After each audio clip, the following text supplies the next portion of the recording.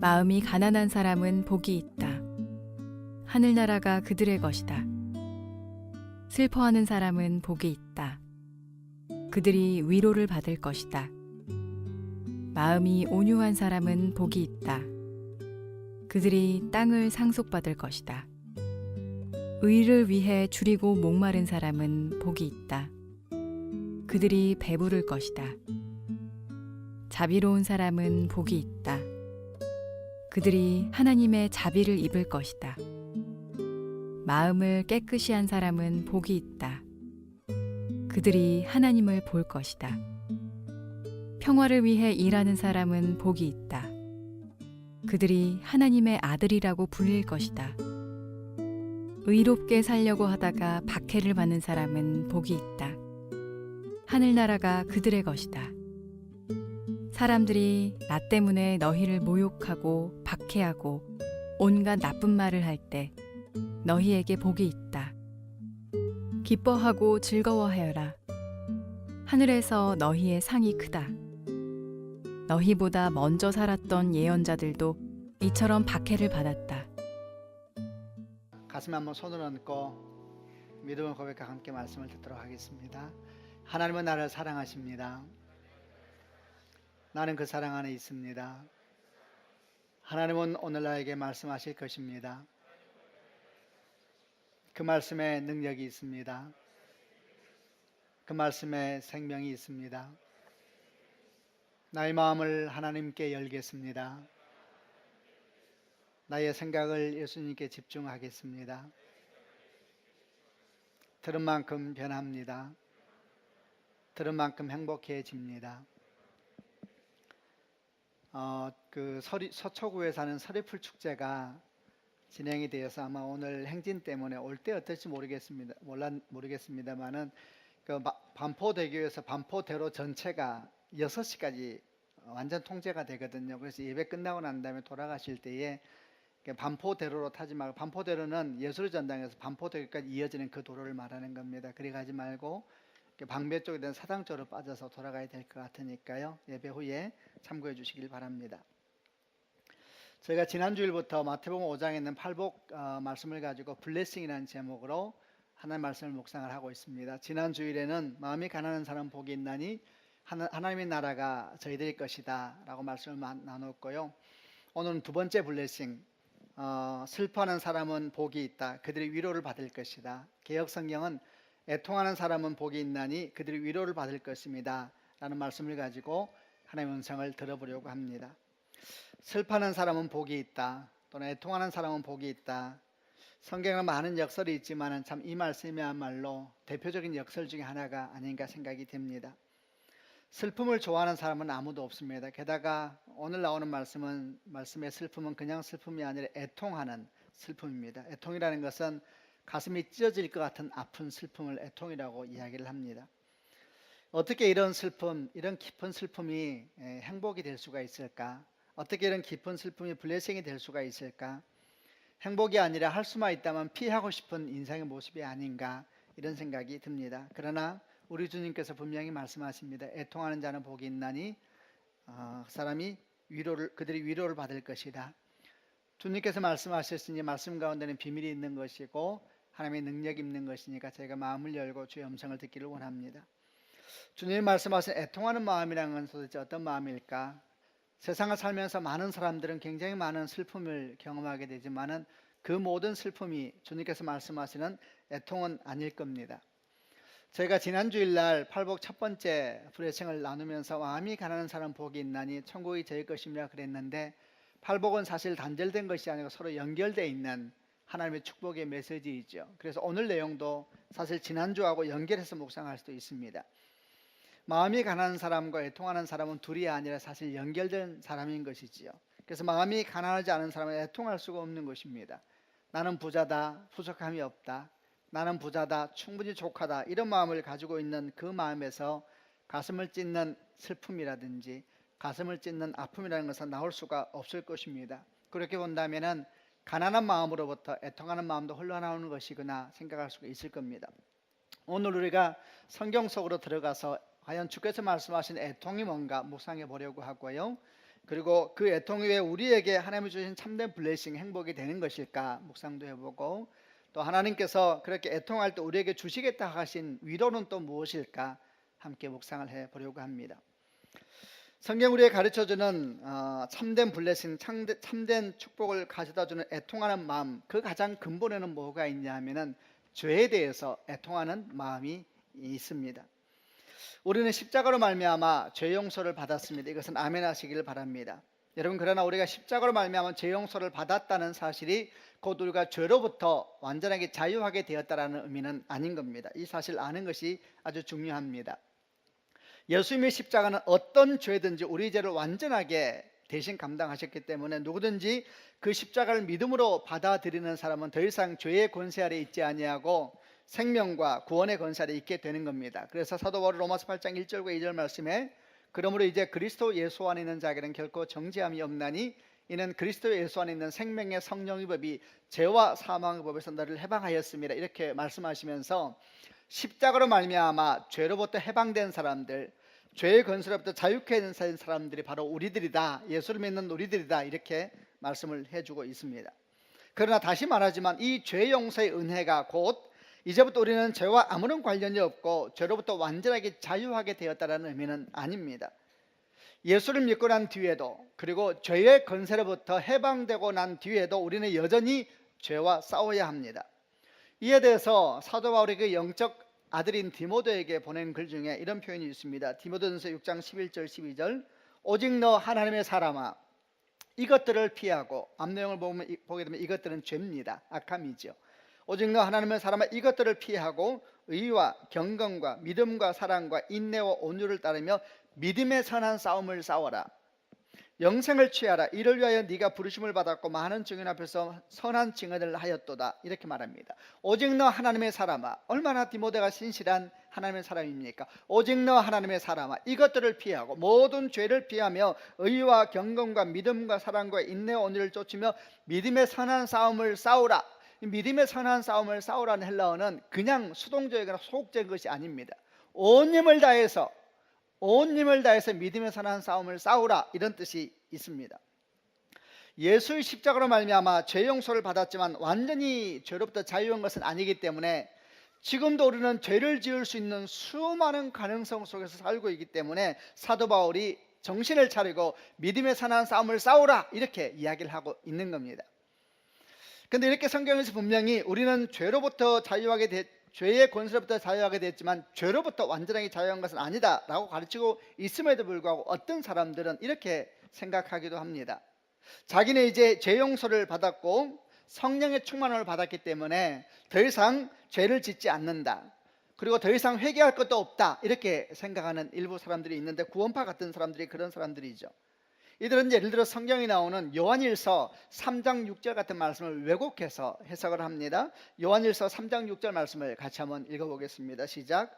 그러므로 그리스도 안에 있는 사람은 더 이상 죄를 짓지 않습니다. 만약 그가 계속하여 죄를 짓는다면 그는 그리스도를 진정 이해하지 못한 것이며 또한 그리스도를 알았다고도 할 수 없을 것입니다.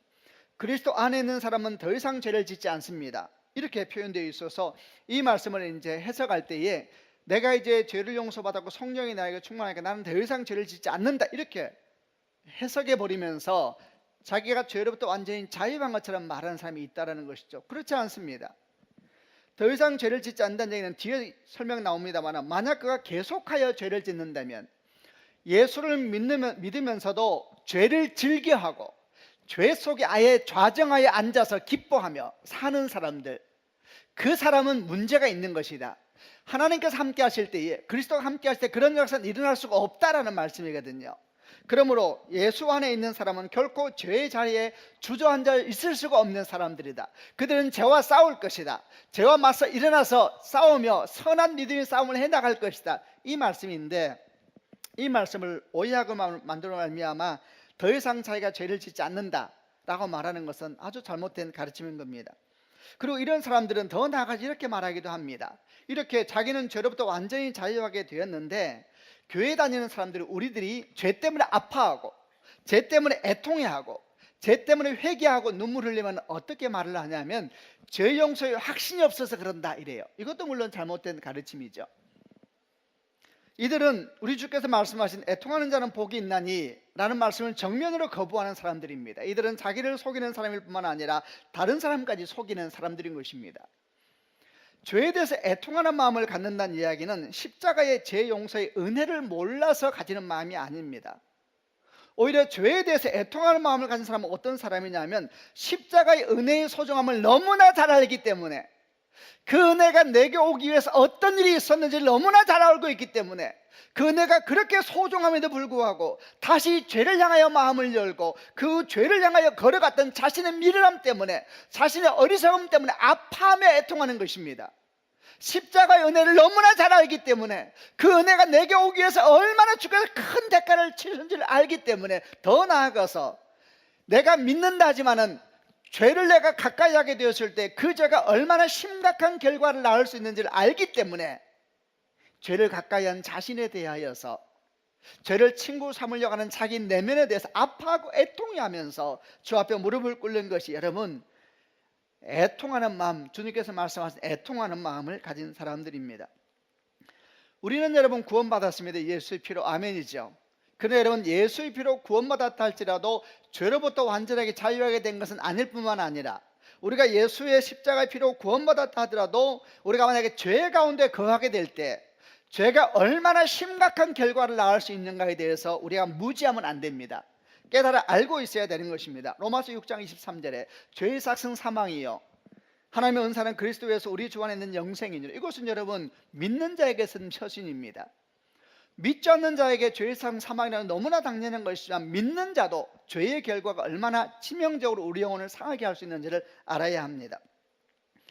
우리가 여러분 예수를 믿고 난 다음에 죄를 지을 때에, 죄를 지었다 그래서 우리를 향한 예수님의 사랑이 끊어지는 것은 아닙니다.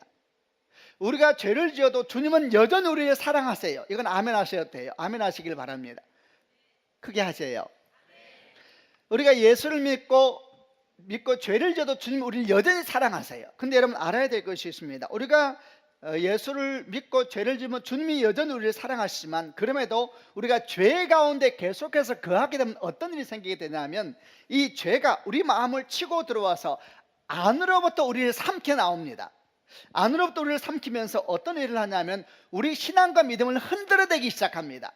더 나아가서 우리 신앙과 믿음의 일대 어둠과 혼란을 가져오게 되는 것입니다. 죄가 우리 안에 들어왔을 때 이게 죄가 안에서부터 일을 해나옵니다. 그리고 믿음을 흔들기 시작하고, 더 나아가서 우리 믿음, 우리 내면 가운데 일대 혼란을 가져옵니다. 어둠을 가져와요.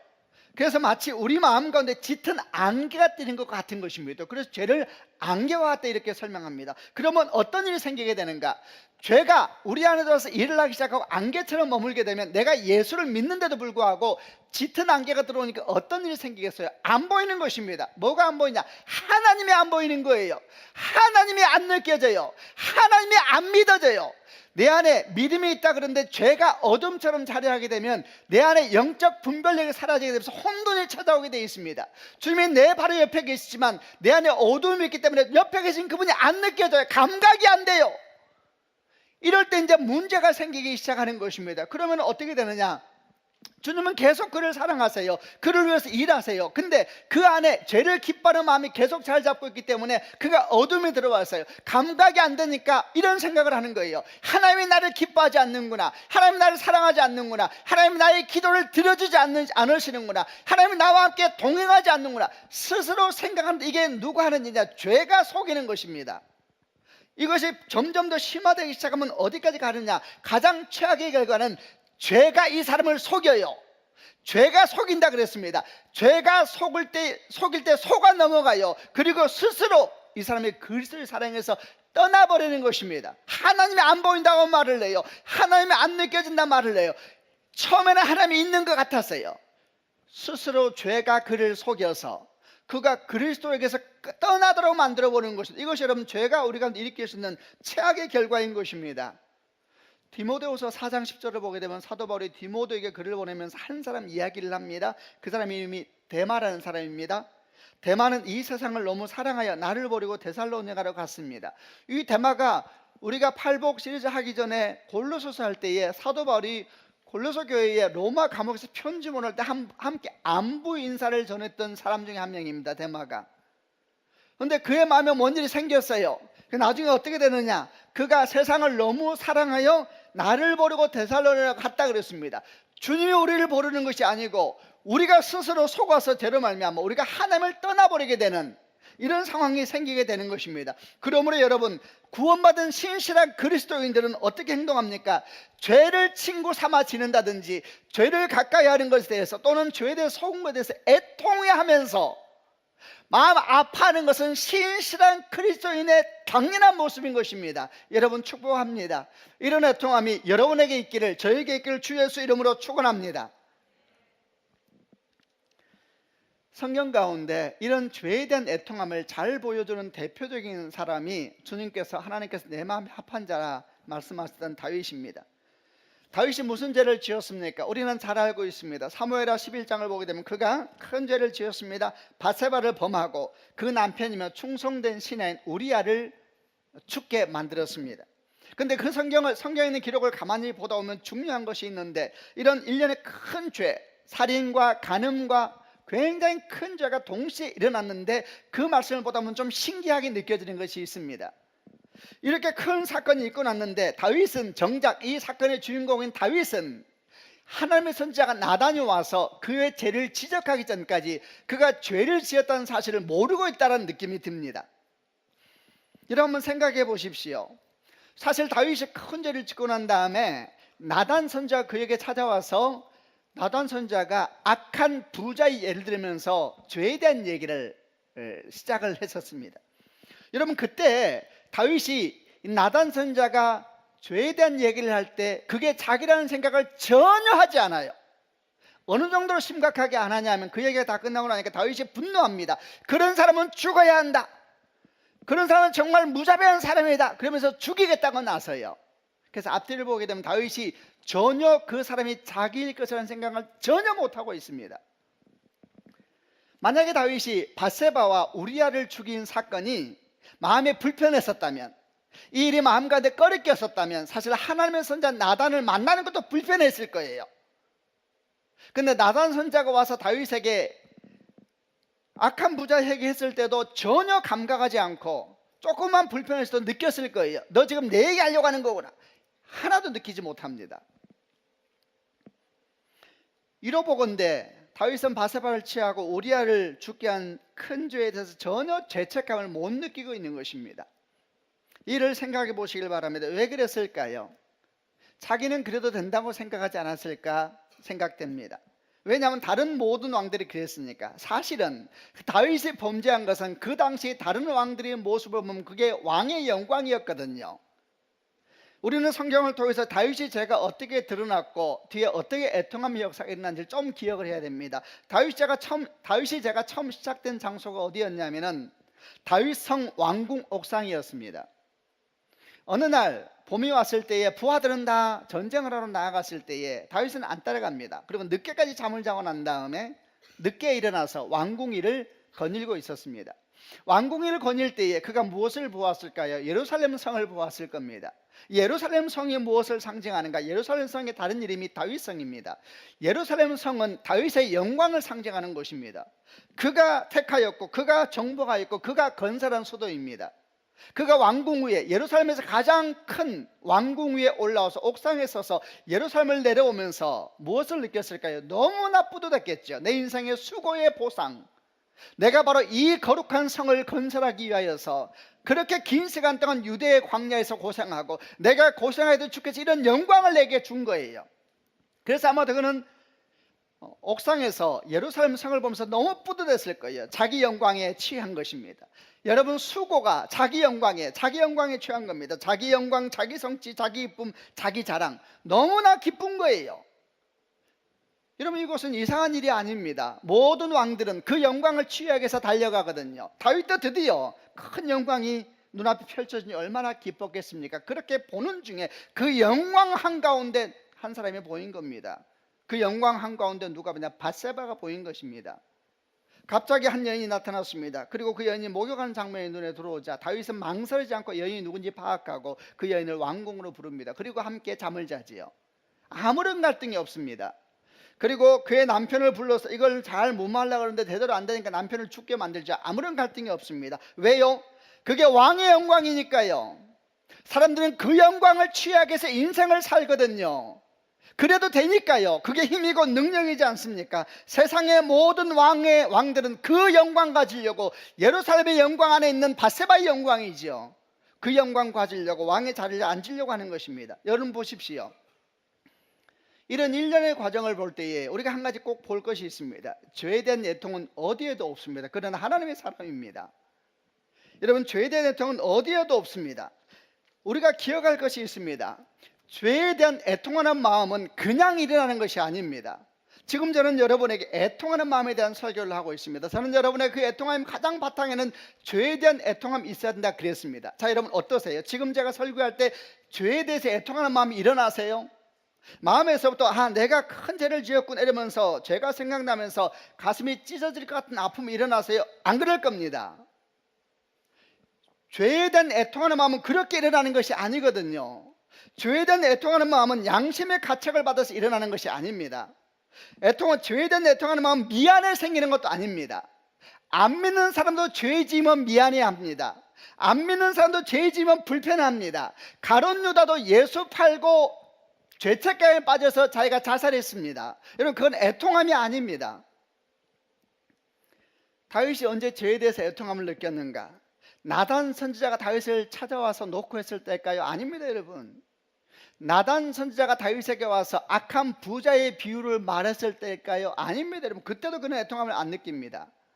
다윗이 언제 죄에 대한 애통함을 느끼냐면 나단 선지자를 통해서 하나님의 말씀이 직접적으로 그에게 파고 들어왔을 때에 그가 깜짝 놀라는 것입니다. 하나님 말씀의 송곡처럼 그 인생을 파고들 때에 하나님의 역사가 시작되는 것입니다. 그러나 말씀의 능력이 없는 것에 애통함의 역사도 안 일어나는 것입니다. 말씀이 다윗을 파고 들어올 때에, 그리고 동시에 그 말씀과 함께 뭐가 들어왔냐면 애통해 하시는 하나님의 마음이 들어왔습니다. 주께서 애통해 하세요.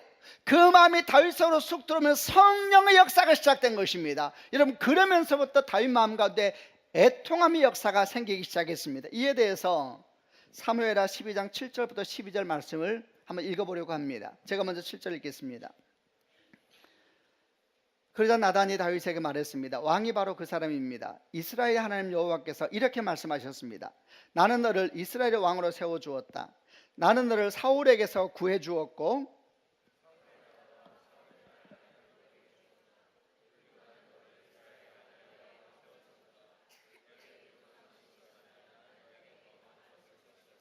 그런데 너는 왜 나 여호와의 명령을 무시했느냐?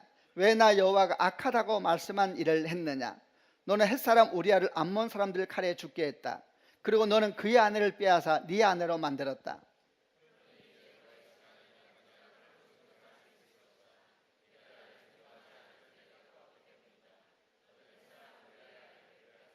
여호와께서 또 이렇게 말씀하셨습니다. 너희 집안 사람들이 너에게 재앙을 일으킬 것이다. 네가 보는 앞에서 나는 너희 아내들을 빼앗아서 너희 아주 가까운 사람들에게 줄 것이다.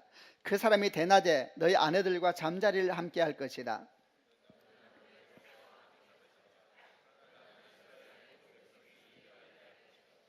여러분, 이 말씀 가운데서 다윗에게 애통함의 영이 임하게 되는 겁니다. 하나님의 말씀이 다윗을 치고 들어오면서 그 말씀이 직접적으로 그 영혼을 건드리기 시작했을 때에, 그리고 말씀과 함께 하나님의 아픈 마음이 다윗 안에 들어오기 시작하고 동시에 죄의 민낯을 주께서 드러내십니다. 여러분, 죄가 얼마나 무서운 거에 대해 주께서 직접 드러내세요. 이제 너희 집에 이런 일이 있게 될 것이다. 네가 지금 한 것은 네 인생의 문제가 아니라 네 가정을 향하여 네가 일을 하고 있구나. 네 자녀를 향하여 네가 지금 큰 일을 하나 벌리고 있구나. 주께서 죄의 민낯을 다 제껴서 보여주기 시작하세요. 그러자 다윗의 마음 가운데 큰 역사가 생깁니다. 어떤 역사가 생기냐면 이게 깨달음이죠. 내가 큰 죄를 지었구나. 내가 죽을 죄를 지었구나. 여러분, 이게 하나님의 은혜인 것입니다. 이 은혜가 임하기 전에는 다윗은 어떻게 살았느냐? 그 죄가 영광인 줄 알았습니다. 그 죄가 자기의 인생의 보상인 줄 알았습니다. 그래서 여러분, 그는 그 영광을 취하고 즐거워하고 그 영광 가운데 당연히 그런 것에서 살았던 것입니다. 여러분, 이 은혜가 임하기 전까지 사람들은 죄를 영광이라고 말합니다. 그래서 이 영광 저 영광을 쫓아다니는 것입니다. 예루살렘 내에 밧세바가 보였습니다. 밧세바는 여러분 간음의 죄만이 아닙니다.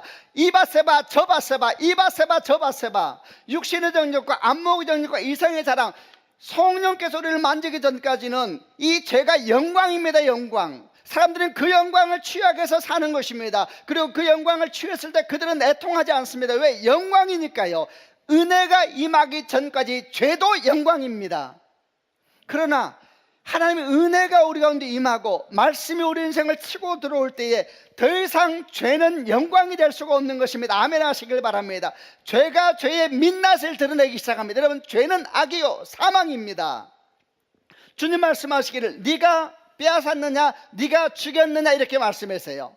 네 집안에 그 일이 생기리라. 사실 다윗은 몰랐어요. 죄의 민낯에 대해서. 죄의 민낯은 뭡니까? 그가 자기 인생에 잠깐 영광에 취해 있는 순간 자기 인생을 악에 대해서 문을 열었을 뿐만 아니라 자기 자녀의 인생의 문을 연 것이고 가정의 문을 연 것이고 공동체의 악을 향한 문을 열고 있었던 것입니다. 그러나 주의 영광이 그를 덮게 되고 깨달음이 오기 전까지는 그 죄를 영광으로 하는 것입니다. 사랑하는 여러분, 우리가 주 앞에 있으면서도 얼마나 많은 사람이 죄를 영광으로 취하며 달려가고 있습니까? 여러분, 우리는 다 다윗과 같은 것입니다. 그럼 우리가 어떻게 하면 이런 죄의 민낯을 바로 볼 수가 있을 것인가? 죄가 사실은 어떤 정체를 가지고 있는지 바로 볼 수 있을 것인가? 어떻게 하면 우리가 죄를 영광이라고 말하지 않고 죄에 대해서 아파할 수 있을 것인가? 답은 하나밖에 없는 것입니다. 주의 말씀이 송곳처럼 우리를 찌르고 들어와야 되는 것입니다. 아멘 하시길 바랍니다. 우리는 여러분 죄 가운데 살면서 애통할 줄 모르는 사람들입니다. 우리는 죄 속에 있으면서 수치심도 모르는 사람들입니다. 우리들이 그렇습니다.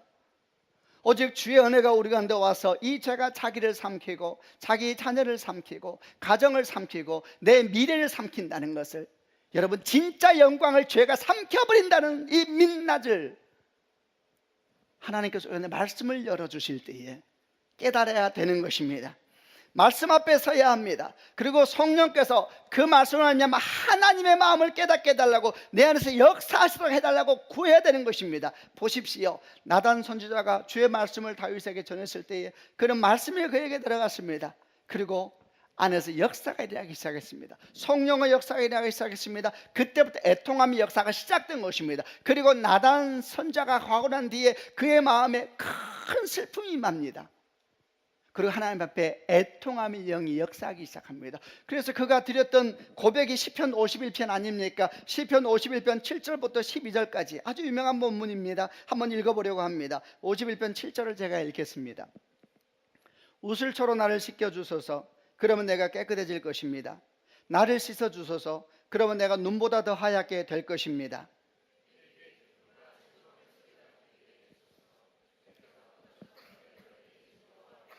내 죄에서 주의 얼굴을 돌리시고 내 모든 죄를 없애주소서.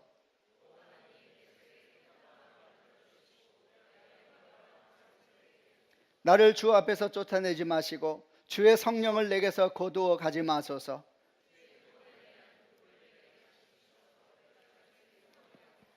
얼마나 여러분 우리에게 잘 알려진 본문입니까? 나를 주 앞에서 쫓아내지 마시고 주의 성령을 내게서 거두지 마소서. 주의 구원을 위한 기쁨을 내게 다시 회복시키시고 나를 주께 순종하게 하소서. 내 죄에서 주의 얼굴을 돌리시고 내 모든 죄를 없애주소서. 내 속에 정한 마음을 만드시고 올바른 마음을 새롭게 하여 주십시오. 죄에 대해서 깨닫고 나니까 이 민낯이 보이니까 다윗이 깨달아지는 거예요. 자기 안에 구원의 기쁨이 사라진 겁니다. 여러분 얘기했잖아요. 죄가 들어와서 우리를 어둡게 하기 시작하면 기쁨이 사라집니다. 하나님이 안 보이거든요. 그래서 기도 응답이 안 된다 그러는 거예요. 하나님이 안 계시다 그래요. 여러분 거룩이야말로 능력인 것을 기억하는 축복이 있기를 바랍니다. 그러나 우리는 거룩할 수가 없어요. 거룩을 시작한 애통입니다. 애통. 주여 나를 불쌍히 여겨 주옵소서. 여러분 이 시편 51편 우리가 얼마나 많이 노래합니까? 정결한 마음 주시옵소서. 오 주님 정직한 영을 새롭게 하소서. 정결한 마음 주시옵소서. 오 주님, 정직한 영을 새롭게 하소서. 나를 주님 앞에서 멀리하지 마시고 주의 성령을 거두지 마옵소서. 그 구원의 기쁨 다시 회복시키시고 변치 않는 마음 내 안에 주소서. 여러분, 다윗이 아주 감성적인 사람이구나 생각하면 안 됩니다. 그 문제가 아니거든요. 감성적이어서 부르는 노래가 아닙니다. 그 문제가 아니거든요. 하나님의 말씀이 우리를 치고 들어올 때에 보이는 거예요. 다 막힌 겁니다. 영광도 막히고 구원의 기쁨도 막히고 감사도 막히고 하나님이 안 보이거든요. 신앙은 길을 잃어버리고 거기에 주저앉아 있으면, 그래서 사도 요한이 말하는 겁니다. 거기에 주저앉아 있으면 하나님이 없다 그랬어요. 더 정확히 말하면 하나님이 없는 것이 아니라 하나님을 못 느끼는 거예요. 죄가 그를 속이거든요. 죄는 안으로부터 다윗을 삼키고 그 집안을 삼키려 한 것입니다. 그래서 다윗의 마음 가운데 큰 애통이 임한 거죠. 여러분 기억하시길 바랍니다. 애통하는 마음은 여러분 단순히 눈물 흘리는 마음이 아닙니다. 죽을 것 같은 마음입니다. 눈물이 없을 수도 있어요. 주님, 나는 어떻게 합니까? 주님, 제가 어떻게 합니까? 주님, 제가 어떻게 합니까? 죄가 이렇게 어둡다는데 그 어둠도 또 간과하지 못하는 나, 그게 서러워서 오는 겁니다. 주님, 나는 어떻게 합니까? 예배를 드리는데 하나님이 안 느껴지는데 그냥 계속 앉아있는 나를 보면서 우는 겁니다. 주님, 나 어떻게 합니까? 주님, 나는 어떻게 합니까? 하늘이 무너지고 땅이 꺼진 것 같은 하나님, 나는 어떻게 합니까? 주님, 나는 어떻게 합니까? 그 성경은 애통하는 자의 기록으로 가득 차 있습니다. 마태복음 26장에 예수께서 잡히시던 날 밤에 여종들 앞에서 살겠다고 세 번이나 예수를 부인한 베드로가 있었습니다. 그가 세 번째 예수를 부인하자 닭 우는 소리가 들려왔지요. 그때 주의 말씀이 올라옵니다. 네가 닭 울기 전에 세 번 나를 부인하리라. 그는 뛰쳐나가서 통곡했다 그랬습니다.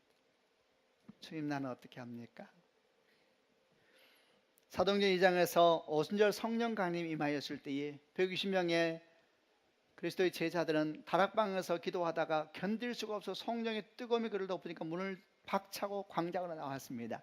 광장에는 세계 각국에서 온 유대인들이 있었습니다. 그들은 외치기 시작했습니다. 예수를 외치고 회개하러 외칠 때에 그 광장에 있는 사람들에게 하나님의 말씀이 임하였습니다.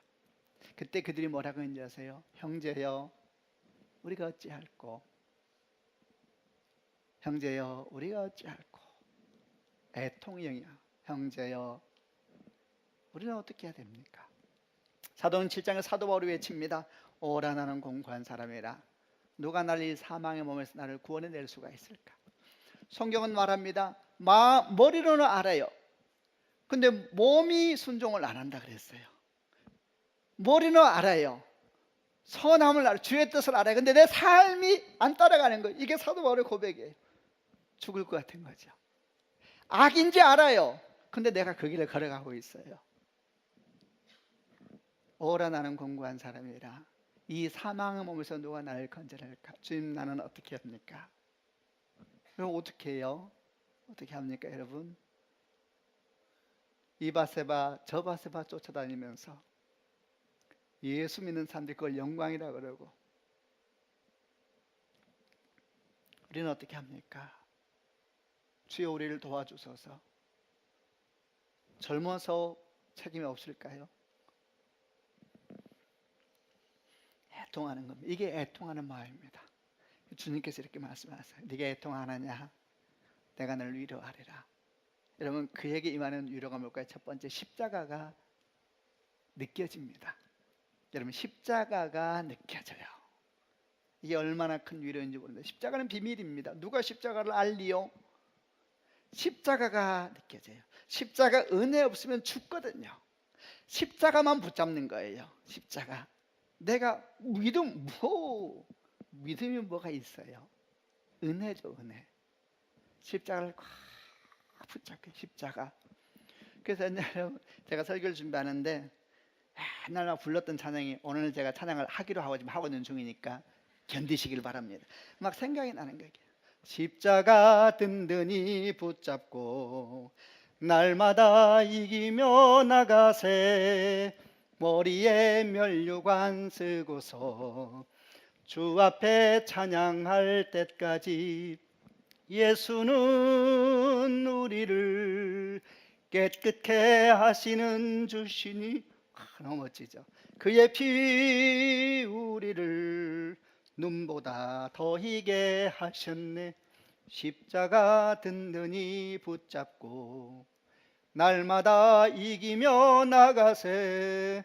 머리에 면류관 쓰고서 주 앞에 찬양할 때까지 예수는 우리를 깨끗게 하시는 주시니 그의 피 우리를 눈보다 더 희게 하셨네.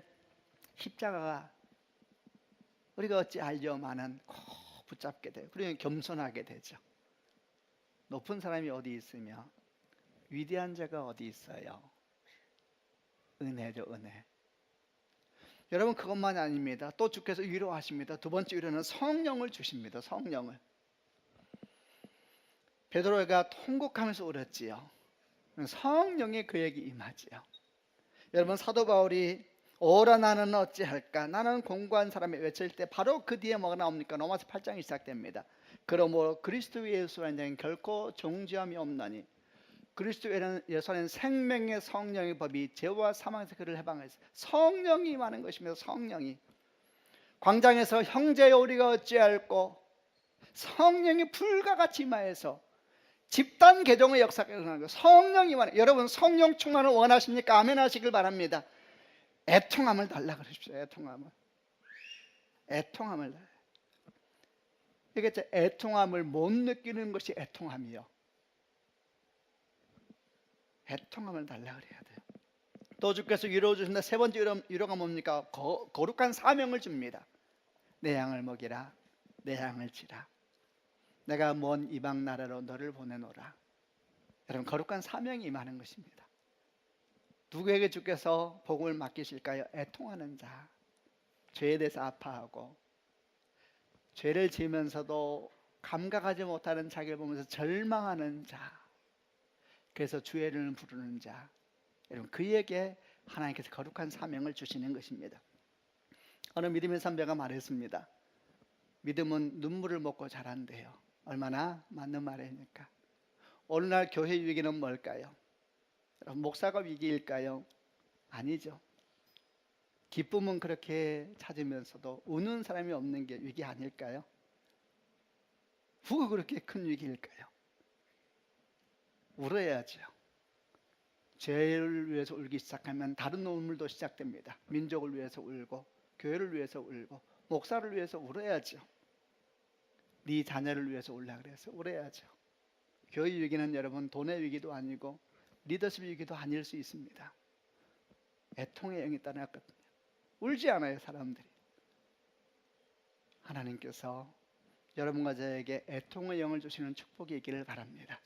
그럴 때 주께서 여러분을 기름 부으실 것이고 사용하시게 될 줄로 믿습니다. 그런 축복이 있을지어다. 기도하십시다.